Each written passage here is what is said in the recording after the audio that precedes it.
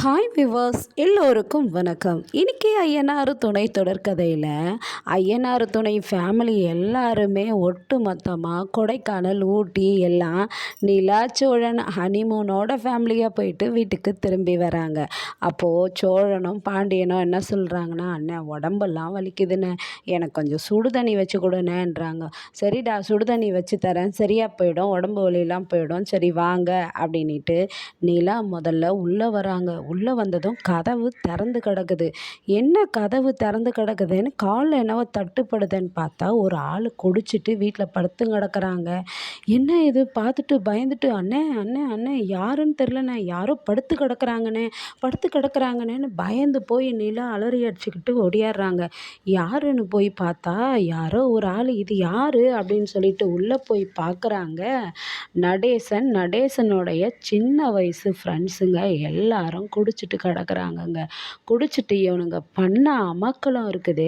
வீடு முழுக்க ஃபுல்லாக சீட்டாடி எல்லாம் வாங்கிட்டு வந்து கடையில் வாங்கிட்டு வந்து தின்னு அந்த கவரு பாட்டிலு அப்படியே வாந்தி எடுத்த மாதிரி ஹால் இருக்குது.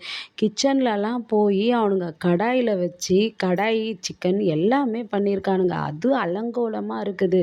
அதுக்கப்புறம் பார்த்துட்டு சரியான திட்டு. உடனே இதெல்லாம் வந்து பார்த்துட்டு பல்லவனுக்கு வந்து வாமிட்டு வந்துடுதுங்க. உடனே கொமட்டிக்கின்னு பின்னாடியே ஒடியாந்துடுறாரு. அவர் வந்து வாந்தி எடுக்கிறாரு. நிலாவும் ஒடியாடுறாங்க. டே பல்லவா, இப்போ எப்படிரா இருக்கு, சரிடா சரிடா அப்படின்ட்டு.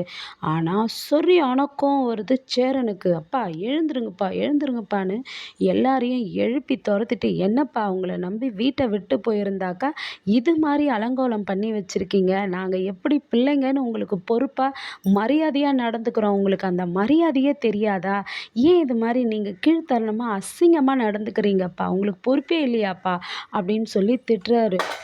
நீங்கள் எல்லாரும் ஹனிமூன் போனீங்க, நான் என்ன பண்ணுவேன் தனியாக வீட்டில், அதனால தான் நான் என்னுடைய சின்ன வயசு ஃப்ரெண்ட்ஸுங்கெல்லாம் கூப்பிட்டு வந்து நான் என்ஜாய் பண்ணேன் அப்படின்றாரு. அது கொஞ்சம் அதிகமாகிடுச்சு, எல்லாம் இங்கேயே படுத்துட்டானுங்க அப்படின்னாரு. என்னது அதிகமாகிடுச்சா, இந்த வார்த்தையை சொல்கிறதுக்கு உங்களுக்கு அசிங்கமாக இல்லை அப்படின்னு. நிலா, சரிப்பா நீ உள்ளே போ, நாங்கள் பார்த்துக்குறோம் இதெல்லாம் அப்படின்ட்டு நிலாவை உள்ளே போக சொல்கிறாரு. அவங்க ரூமுக்கு போகிறாங்க. அவங்க ரூம்லேயும் ரொம்ப அலங்கோலப்படுத்தி சீட்டு கட்டு எல்லாம் காய்கறி அது இதுன்னு எல்லாம் தின்ற பொருளுங்க பாட்டிலுன்னு செதறி போய் கிடக்குதுங்க. அதை பார்த்துட்டு நிலாவும் கொமட்டிக்கின்னு வந்துடுறாங்க. சோழன் உள்ளே போய் பார்த்தா அந்த ரூம் நிலா ரூம் அப்படி கேவலமாக இருக்குது.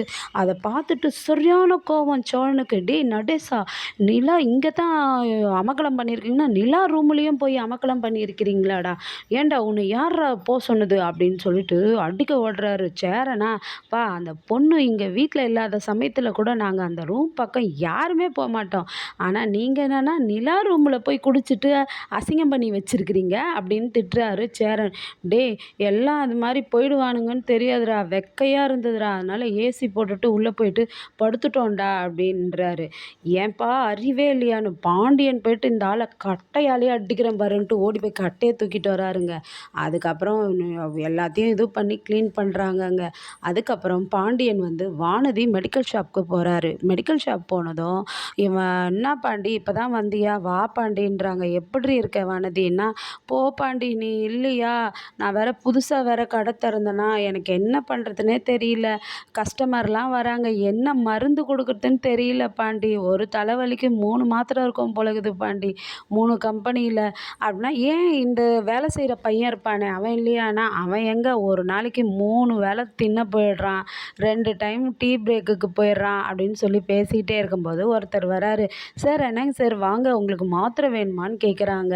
அதுக்கப்புறம் அந்த சார்கிட்ட கடையில் வேலை செய்கிற பையன் பேசுகிறாரு, வாங்க டாக்டர் அப்படின்னு. இவர் தான் நம்ம கிளினிக்கோட டாக்டரு அப்படின்னு சொல்லிட்டு சொல்கிறாங்க. அப்படியா டாக்டர், சாரி டாக்டர் எனக்கு தெரியாது, நீங்கள் வெளியே போயிருக்கீங்கன்னு சொன்னாங்க, நான் தான் இந்த கடையை ரெண்ட்டுக்கு எடுத்து நடத்துகிறேன் அப்படின்னு வானதி சொல்ல, டாக்டரும் இப்போ தெரியுதா அப்படின்ட்டு அந்த டாக்டர் ஸ்டெதஸ்கோப்பு போட்டு காட்டும்போது அப்போது பாண்டிக்கு ரொம்ப மூஞ்சி சின்னதாக போயிடுது. நீங்கள் யார் அப்படின்னு டாக்டர் கேட்கும்போது, நான் பாண்டியன் மெக்கானிக் ஷாப் வச்சுருக்கேன் அப்படின்னு மொட்டையாக சொல்கிறாரு. வானதியும் இன்ட்ரடியூஸ் பண்ணல. அப்புறம் நாளைக்கு வானதியினுடைய மெடிக்கல் ஷாப் எப்படி போகுது, இந்த டாக்டர் ஒருத்தர் நடுவில் என்ட்ரி ஆகிருக்கிறாரு, அவர் என்ன பண்ணுறாரு, இதனால் பாண்டியன் என்ன ஃபீல் ஆகிறாருன்ற கதையை வரும் காலகட்டத்தில் காத்திருந்து பார்ப்போம். நன்றி. பாய்.